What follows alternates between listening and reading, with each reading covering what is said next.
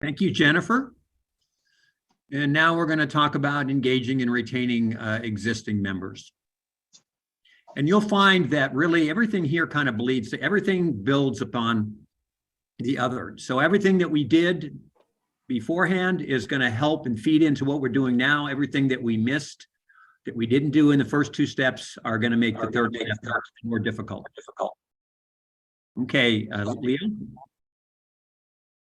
Next slide, please. All right, so we're going to talk a little bit about some more numbers here. The left one is a survey that Rotary International did. It's a little old, but I really don't see how it would have changed much. And the one on the right is one that I did before I became membership chair a couple of years ago. I really want to focus on the 21 and 15%.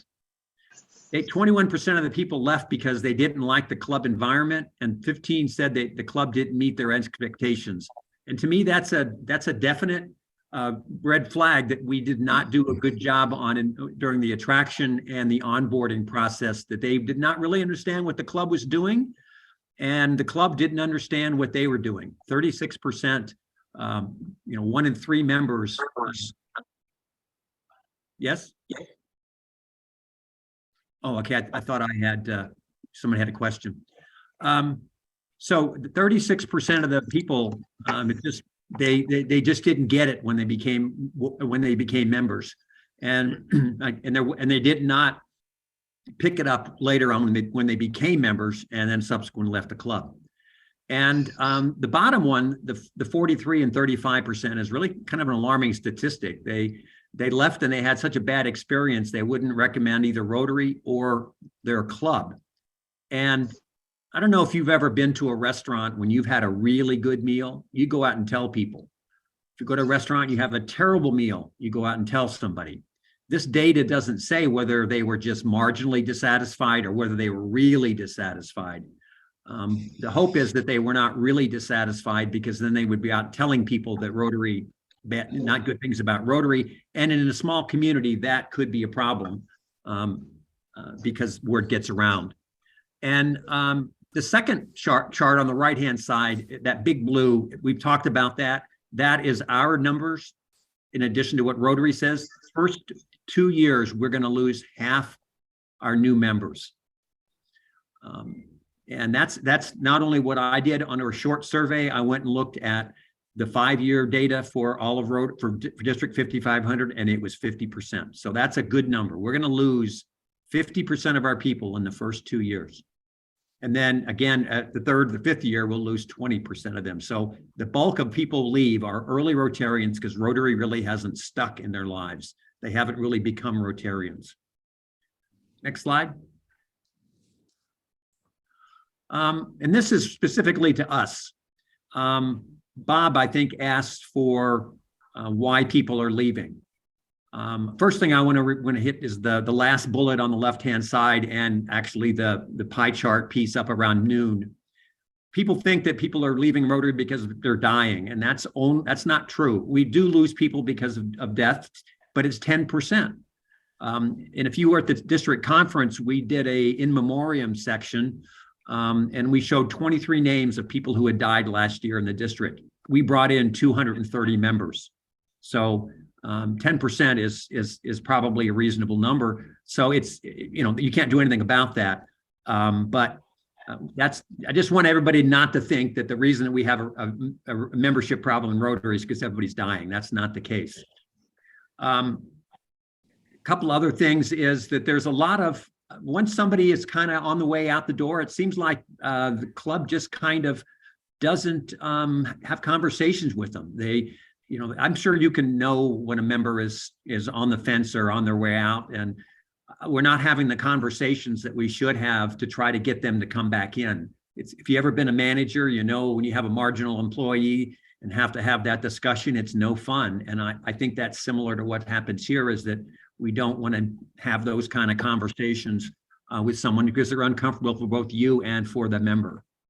And also that we don't maintain any contact with members after they've left.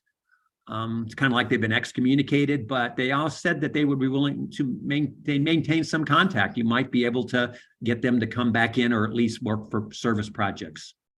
And for financial reasons, the ones that said that the clubs had meals included in their dues, I think we're taking care of that. I think few clubs have now meals included in their dues. So next slide.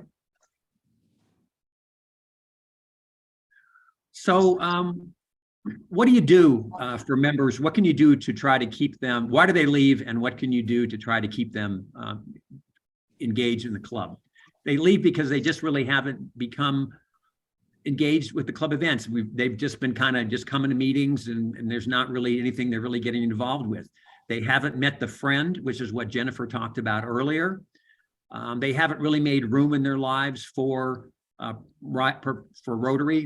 You have to make some kind of, you try to move your schedule around a little bit for Rotary, and they've just been unable to do that, whether that's because they can't or because they won't. I can't say, but Rotary does not become a priority for them, and also for financial reasons. And what you can do, really, we've talked about that. We've talked about this mainly with Jennifer's presentation, and that's why I say a lot of this bleeds into each other, is that we need to be having some more conversations with them, making sure that their expectations, what they thought they were going to get and what's being delivered, there is some relationship between the two. Ask them for ideas. Even though they're new members, they do, you know, they have ideas and things like that. So ask them whether or not, you know, if there's any ideas for improvement or how they would improve it. Be sure to get them involved, assigning them a mentor. And education. Again, we've talked about them having them come to a district conference, attend RLI, and maybe even consider covering whatever fees they have, whatever the fees are for that, to pay for that, to maybe more of a motivation. And also, if they have a problem financially, I don't know the situation with your club and how it is finances, but maybe for a first couple of years, there's some way to reduce fees, at least at the club dues level. A Rotary International or district won't probably participate, but you have some flexibility as far as your club dues are concerned to maybe offer some reduced dues for a new member. Next slide. For 3 to 5, again, they haven't met. They don't have a friend yet, or their friend left and they haven't found a new friend. They've been there long enough in the club that they now see kind of what's going on at the leadership level, and they feel a little frustrated. And their life is still not Rotary centric. They've got other priorities in their life, and Rotary is taking a back seat. What you can do is ask them to be, ask them if they want to be a leader and lead something.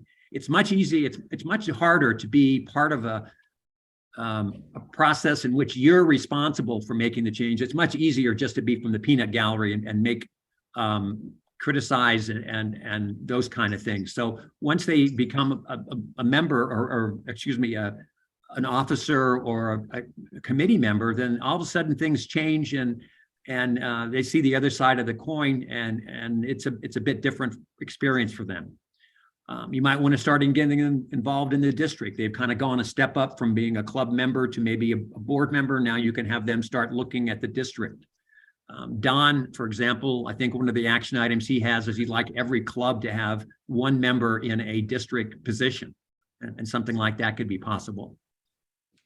Take a look at reorganizing or revitalizing what you're doing as a club. Just because you've done it that way for a long time, maybe you should take a look and see if there's some changes and revitalizing what you're doing and have them be part of that.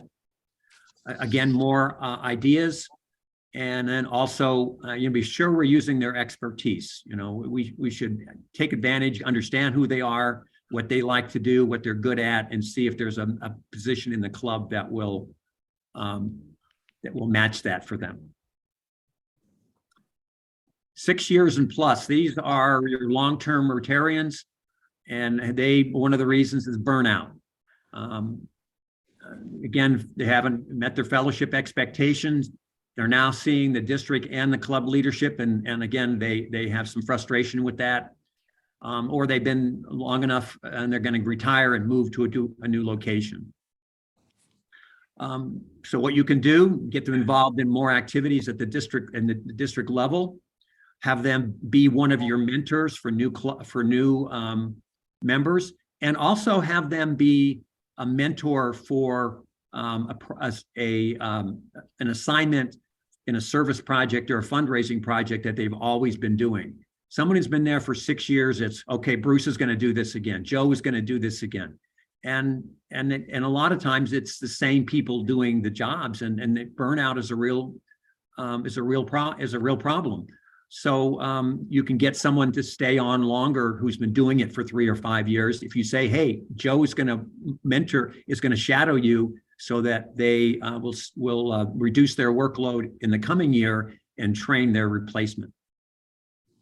If they're moving, and this is what I saw this when I did my own survey, is that when they moved, the president or the membership chair did not find where they're moving and did not make a phone call to a club in that locale, so that the membership chair of the other club or the president would call them and invite them to a meeting. So there was not that communication, and so they were not attending a Rotary meeting in their new location. And the last one is recognition. Everybody wants recognition, especially early on. That's great, but if someone's been doing the same job and everybody thinks, oh, Bruce is doing this all the time, and they get taken for granted, that's a real dangerous situation. So really, you need to be recognizing your members who are doing the work in the club. Here's some general things that you can do. And on the bottom left there, you see the word Vibrant Club. I had sent out an email early on in this year. A Vibrant Club is pretty important to have members stay. If you're not a Vibrant Club and 5 members somehow come into your lap, the chances are they're going to leave. They have to want to be there. And a Vibrant Club is a happening place. People are doing things. They're friendly. There's social activities. It's a place people want to go to, and that's really what membership retention is about: is doing good things and being a place where people want to be. We haven't talked about your meetings, making sure that they're fun, interesting, and you've got good speakers. Maintaining regular contact, we've talked about that. Implementing a membership or Rotary Minute in your meeting agenda, some education about Rotary. It's not only good for the existing members, it's good for the new members, it's good for your long-term members for a refresher. I think every club should have a Rotary Minute in their meetings. I don't know whether you've thought about it, or it's worth asking, but seeing whether a day and time in your location should change. Maybe your membership has changed slightly, and a different meeting time might be, or location might be in order. Developing alternate memberships. We've not talked about that. If you have somebody who may be pretty high level and very busy and they're not coming, maybe a corporate membership might be something to do, so that if he can't or she can't come, she can send someone else from their organization to come to the meetings and participate. It's a way to get new members. And a lot of times you can look at reduced fees, maybe just have reduced fees for the secondary and third members that are part of that organization. So you can read the rest of them, and we've talked about them a lot. Social, more service projects, recognition, and education. So those are things in general you should be doing or could be doing in some form or another, in addition to what I showed earlier. Next slide. So even though I had some boilerplate ideas, each member is unique, or at least they want to be treated unique. So a conversation with a member that you think is got their foot out the door, or on the foot away from the door, they're starting to leave, you need to have that conversation with them and see if there's anything that you can do to repair the situation. It's not all on you, and I said this earlier, just because you're a membership chair or president doesn't mean that everything has to be done by you. If you look at the plan form that you have, it has a responsible, and I hope when you finish that plan, the responsible party is not just you, that you found other people to help. And also, if you have a member on the fence, maybe it's you find someone who's the closest to that member to use to help that conversation along. And number 3, it's a little bit in maybe a little bit in conflict with number 1, but if you're doing these things prospectively, I think in general your members will be more satisfied, and then your need for the remedial actions will be less. So the key is obviously to be proactive. Take a look at all your members, evaluate them, see what you can do to make their experience better for both them and for the club. Next slide. Okay. So let's go through them. How effective is your club in fulfilling a member's priority after joining a club? I think your retention statistic will probably indicate how good you're at doing that. What are the signs that a member is dissatisfied with your club? I'm sure you can notice that you can kind of see when a member is looking out the door, they're not being responsive, they're not coming as often, etc. And I'm having a big black line through my slide here. You might too. Yeah. Leo, what are you doing? Okay. And based on your observations of your club's members, what actions can your club take to improve member engagement and satisfaction?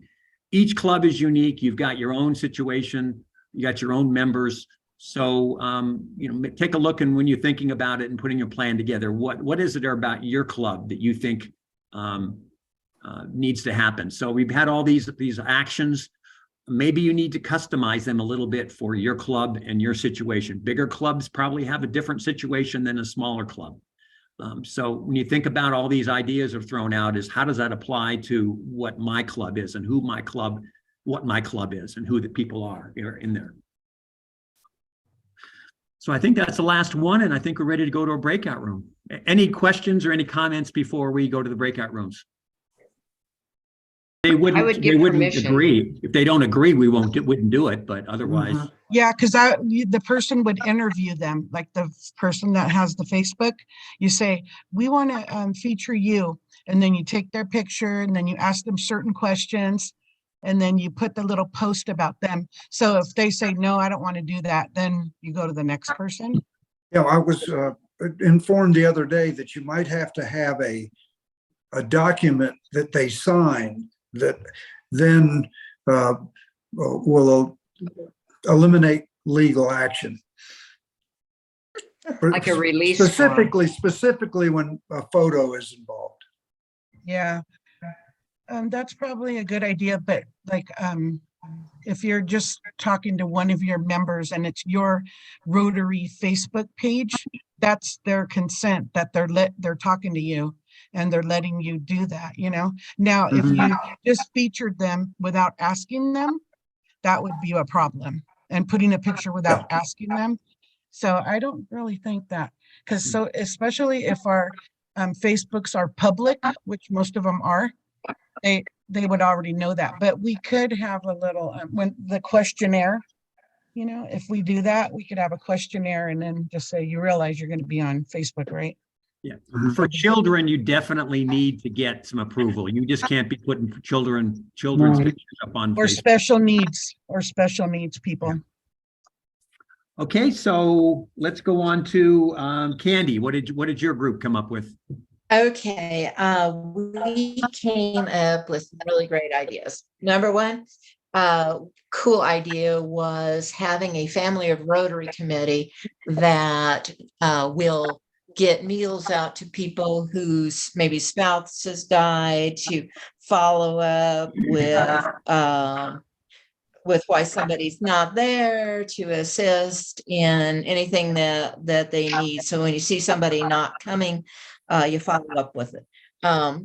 My point was that when you say the whole club is on the membership committee, that means that nobody is. So you Right. have to divide up the chores and have people be part of one of those chores of following up and doing this and that and the other.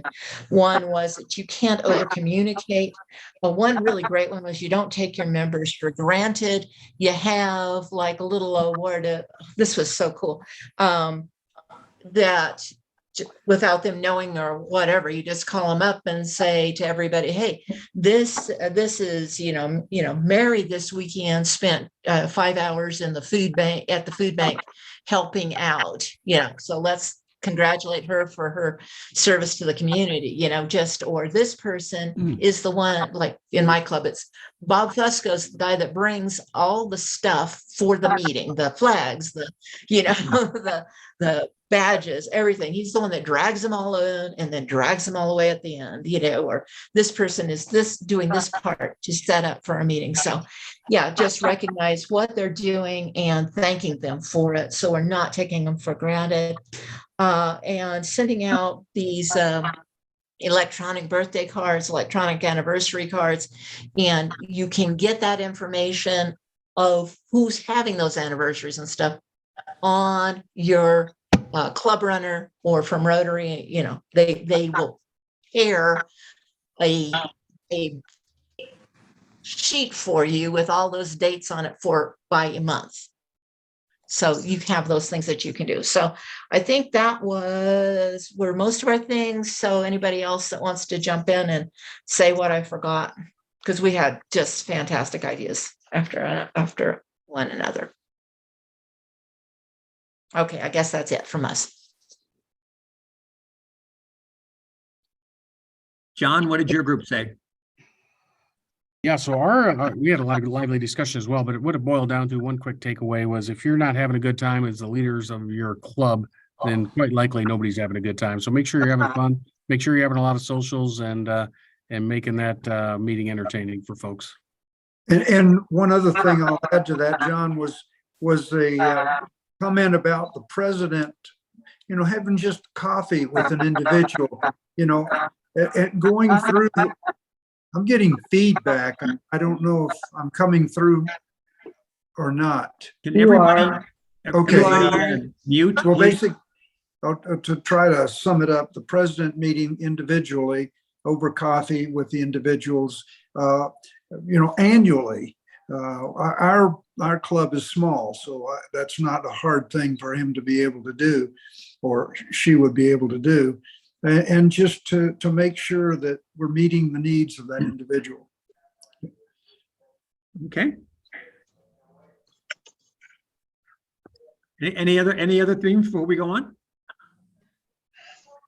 All right, Leo, let's kind of wrap this up here. All right, so let's talk a little bit about next steps. Before I do that, let's talk. I've gotten a lot of questions about, will this presentation be available? And the answer is yes. I will be sending out a link that will have both the PowerPoint presentation and the actual video. We've got some work to do. This really going to be a huge video. We're going to have to chop it up into pieces. That will be available. So I will send out that link. And you'll be able to access as you want. Also, I heard a lot of ideas here, and only you got the breakout rooms. You only heard the ideas and maybe one or so from the others. If you want, you can send me what your ideas, what you have on your sheets. I will compile them and I will put them also up on the web so that you can see what some of the other conversations were being had that you weren't part of. So that's up to you. I'll be responsible for putting the program up on the web. If you want to give me what you have. Also, people mentioned that they had some best practices. They had a brochure, or they had a letter, or they had whatever it was. If you want to share that, please send it. And I will also put that up on the web for other clubs to take a look at. So that's where we stand on the content of this presentation. Now, as far as next steps are concerned, to Today, you had a good start on what your plan could be, but again, I don't think it's all up to you.